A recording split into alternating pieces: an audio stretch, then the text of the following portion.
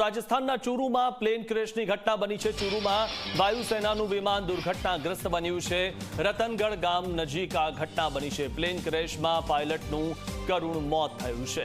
તો ફરી એકવાર પ્લેન ક્રેશની ઘટના બની છે અને મહત્વની વાત એ પણ છે કે આ જે વર્ષ છે તે દુર્ઘટના ભરેલું છે।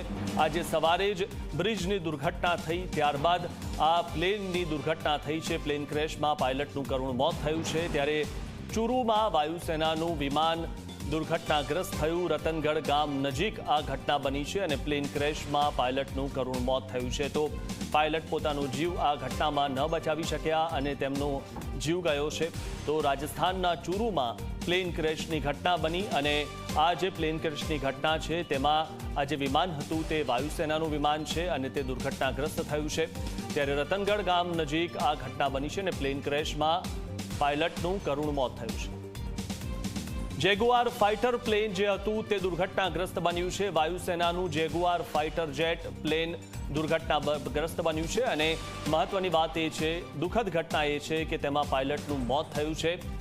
જેગુઆર ફાઇટર જેટ તેણે ઉડાન ભરી અને ત્યારબાદ અહીંયા તે દુર્ઘટનાગ્રસ્ત થયું હતું। ત્યારે રાજસ્થાનના ચૂરુમાં પ્લેન ક્રેશની ઘટના બની છે અને આ જે પ્લેન ક્રેશની ઘટના બની છે તેમાં ચૂરુમાં વાયુસેનાનું વિમાન દુર્ઘટનાગ્રસ્ત થયું છે।